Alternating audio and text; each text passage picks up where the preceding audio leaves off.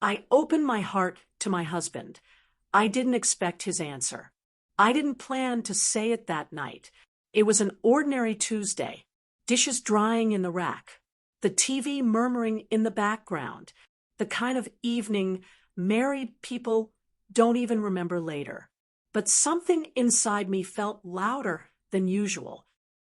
Before we begin, if you enjoy quiet stories like this, stories that stay with you, you're welcome to subscribe and be here for the next one. It helps these stories reach the people who need them, even when they don't know they do yet. And if you've ever had a moment that changed you quietly, without noise, without drama, press like, then leave a comment telling me where you're watching from. Now, let me tell you what happened. Take a breath. What I'm about to share isn't loud, but it's honest.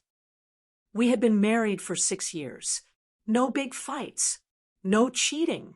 No shouting. From the outside, we looked fine. That word again. Fine. He was on the couch, scrolling through his phone, glasses low on his nose. I watched him the way you look at someone you love and somehow feel far from at the same time. I missed him. Not physically, emotionally. And the scariest part, I didn't know when that distance started. I dried my hands slowly on the kitchen towel, my heart beating in a way that made no sense for such a quiet night. "Can I ask you something?" I said. He looked up immediately. He's always been gentle like that. "Of course." That almost made it harder. I sat on the edge of the chair across from him, twisting the towel in my hands like a nervous child. I'd been feeling. I stopped. The words felt too heavy, too real. I'd been feeling like I'm losing you a little. Silence. Not angry silence. Just stillness. He didn't interrupt. He didn't defend himself. He just waited. "I don't mean you did anything wrong. I rushed. I just feel like we stopped talking. Like we live together, but we don't really meet anymore." And I didn't know how to say it without sounding ungrateful.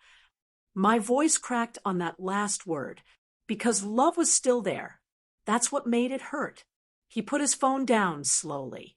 Not tossed, not annoyed, just careful. Then he leaned forward, elbows on his knees. "I thought it was just me," he said quietly. That wasn't the answer I expected. My eyes lifted. "What do you mean?" He rubbed the back of his neck, the thing he does when he's trying to be honest. "I've been feeling like I'm not enough for you lately," he said.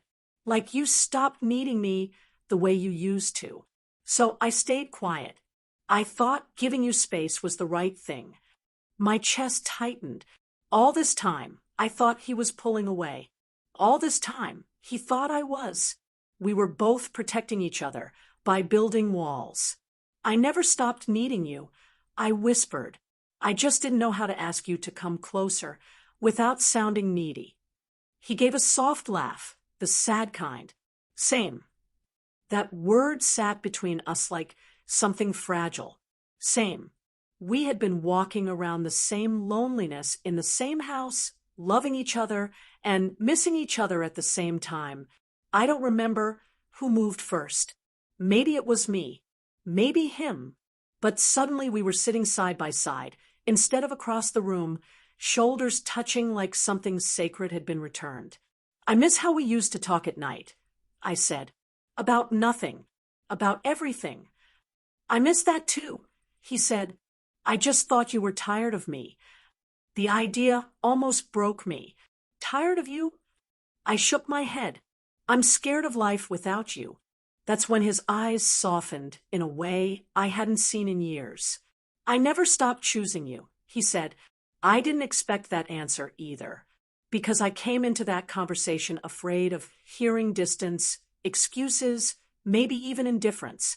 Instead, I found a man who had been loving me quietly and worrying he was losing me. We sat there a long time. No big speeches, just small truths. We talked about stress, about work, about how routines slowly replaced romance, about how love doesn't disappear.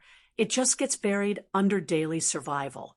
And for the first time in a long time, I felt seen. Not as a wife, not as someone who cooks, plans, remembers dates, but as a woman who sometimes feels scared and still chooses love. Before bed, he reached for my hand in the hallway, something he used to do all the time. It was such a small thing, but it felt like coming home. That night, nothing dramatic changed.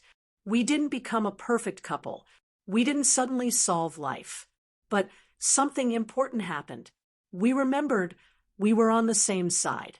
And all it took was one honest heart opening. If this story stayed with you for a moment, if it made you pause or feel something quietly, you're welcome to subscribe and stay. More stories like this will be here whenever you need them. And if you'd like, you can like the video too. It helps these stories reach the people who might need them. Thank you for listening.